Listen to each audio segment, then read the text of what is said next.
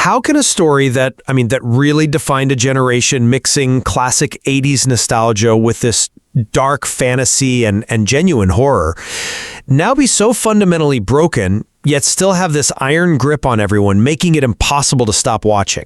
Our examination of the current material describes Stranger Things 5 Volume 1 as, well, on one hand, a masterful setup for the finale, but on the other, it's suffering from these severe, chronic, structural weaknesses. So the intellectual conflict we're trying to resolve today is this: does the undeniable narrative momentum and the compelling prep for the final fight with Vecna, does that outweigh the really profound structural weaknesses, the logic holes, and the just pervasive issue of an overstuffed cast? My position is that the core story is strong. The season succeeds because it resets the board and it maintains the audience's commitment to seeing the final payoff. The flaws are ultimately secondary. See, I come at this from a different angle. While I fully acknowledge the magnetic draw of the show, I'm going to argue that the accumulation of these glaring flaws, especially in, character management and narrative consistency, it degrades the season's quality to the point where the structure is, well, it's just unsound. When critical commentary calls this season an inheritor of the bad habits of the declining stage of the series, we can't just ignore that. The sheer volume of narrative concessions you have to make to keep this massive ensemble moving, it really suggests the foundation of the world building is severely compromised. Okay, but let's establish the psychological basis for why the audience is so committed. After, let's be honest, a less than stellar third season, the fourth was, by all accounts, this spectacular revival. It rescued the brand, proving the central concept is still really potent. Volume 1, building on that success, it successfully brings the narrative ship back to harbor, right? It gets the audience's trust back by meticulously arranging every piece on the board for the necessary final battle against Vecna. The central spine of the story, the journey to find and confront this clear established antagonist, is in and of itself a compelling narrative climax. And we have to consider the objective evidence here: viewer behavior. Engagement is demonstrably high. People are investing hours straight into this series, often regardless of the technical flaws, just driven by the need to see how this high-stakes game ends. That level of investment, I think, defines a successful season setup. I grant you the deep investment, but that commitment is, I think, largely based on 10 years of emotional history, not on the current structural integrity of the plot they're actually delivering. The issue here is it's a perennial narrative problem. The unwillingness of the writers to allow characters who has completed their role to, exit the story permanently. And the result is this narrative chaos where far too many characters have to split precious screen time. And that leads to a plot that feels unnecessarily dense and frankly prone to sensory overload. This season is trying to recapture the peak of season 4, sure, but it's so heavily weighed down by this chronic issue of keeping redundant characters busy. The writers resort to inventing these arbitrary, meaningless tasks or just confining established characters, Lucas, Robin, Murray, Jonathan, Steve, to repeating the same cycles.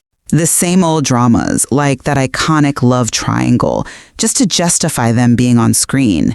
That's not momentum, it's narrative clutter.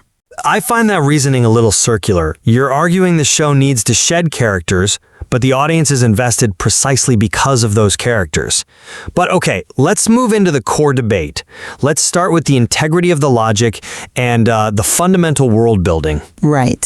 So if we look at the immediate aftermath in Hawkins, we find these glaring, deeply distracting holes.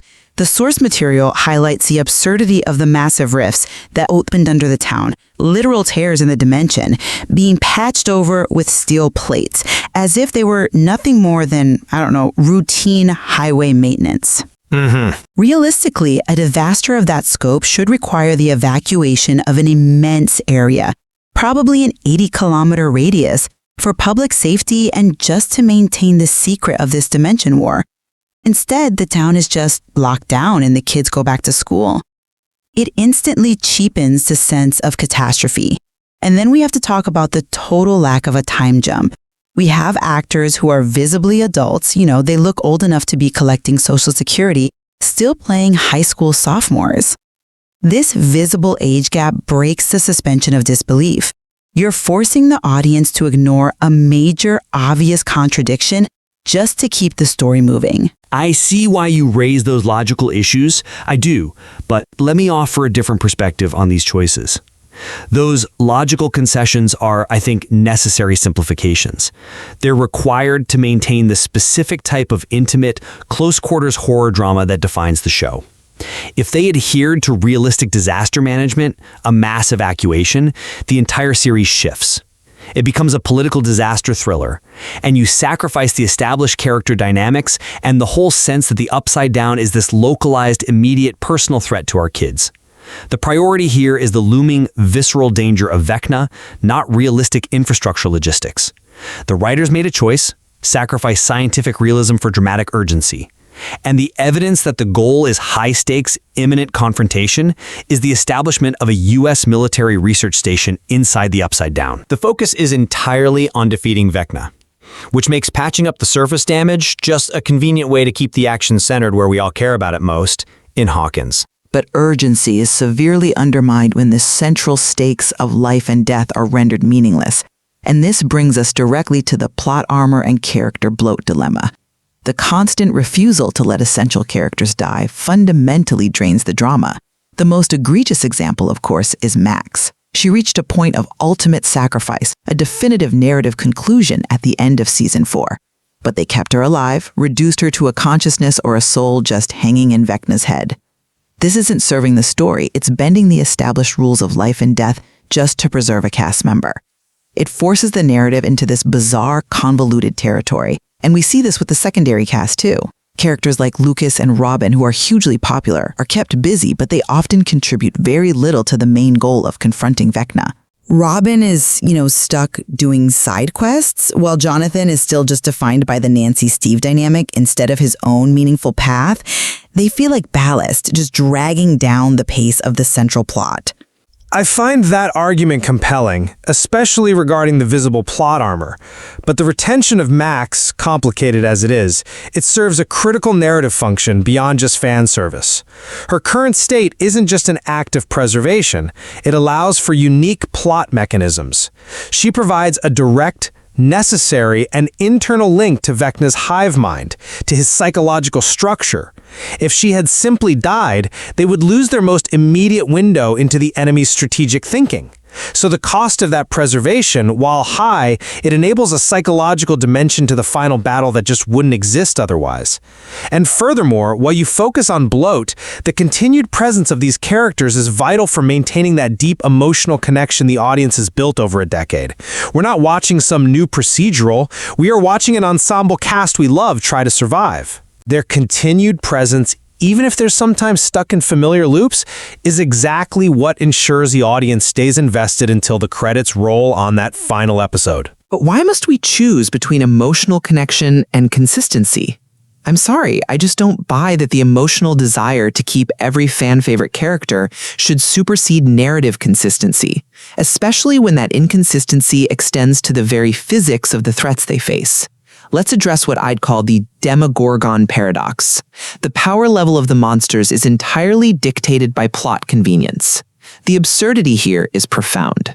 A single Demogorgon is shown to be powerful enough to wipe out an elite squad of US military soldiers with automatic weapons, absorbing bullets like Godzilla. Yet later, a creature of the exact same type can be instantly dispatched by a middle-aged civilian, a capable one admittedly, armed with only a broken bottle. These two scenarios cannot coexist in a coherent, logically established world.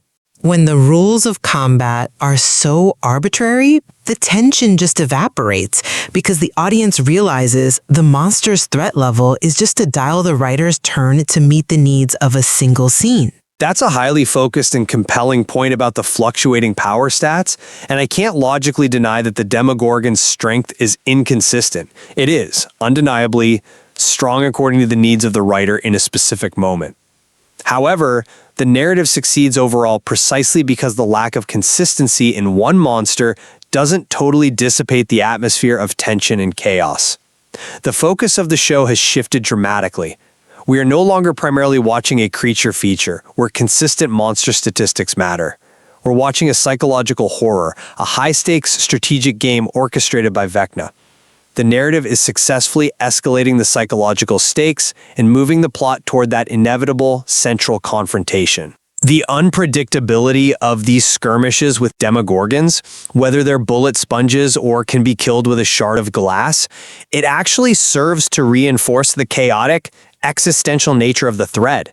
Anything can happen, and the rules of the Upside Down are fundamentally foreign and unknowable, which I think enhances the horror. But that chaotic nature becomes an excuse for sloppy writing.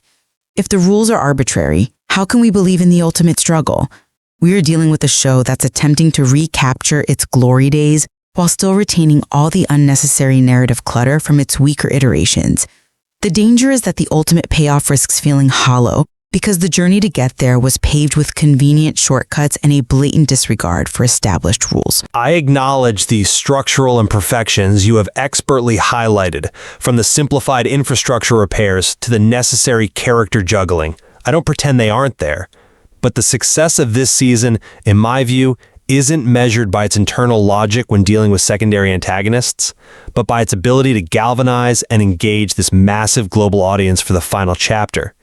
The writers have successfully convinced the audience, after almost 10 years of collective investment, that the only thing that truly matters now is seeing the final emotionally resonant resolution of this confrontation they've been so meticulously building toward. To summarize my position then, the season is so fundamentally consumable, and sure, parts of it are expertly crafted, but the pervasive structural flaws, the unnecessary characters, and the broken logic create a continuous, distracting bitterness that the viewer has to constantly process. It's like a good beef noodle soup that's had chunks of raw bitter melon thrown in. The refusal to let anyone go ultimately threatens to damage the legacy the show seeks to solidify, risking a messy blend of the worst parts of its previous narratives. And to summarize mine, despite the flaws in the overly busy cast, the series remains one of the last great cultural television events that the entire world anticipates and watches simultaneously. The emotional calculus for the audience is simple. The investment is too great to walk away now. They will ultimately overlook the plot inconsistencies and the character filler to arrive at the promised conclusion. The core story mechanism works, and the momentum is inescapable. It seems we agree completely on the compelling nature of the destination, but disagree profoundly on the structural integrity and reliability of the vehicle that is transporting the story there. Precisely. The true test of this volume is whether the viewer is ultimately compelled forward by that necessary central narrative momentum or repelled by the unnecessary clutter and logical concessions that accompany it. Thank you. If you enjoy this video, please like, share, subscribe and hit the bell to the later update from my channel. Thank you for watching till the end and see you in the next video.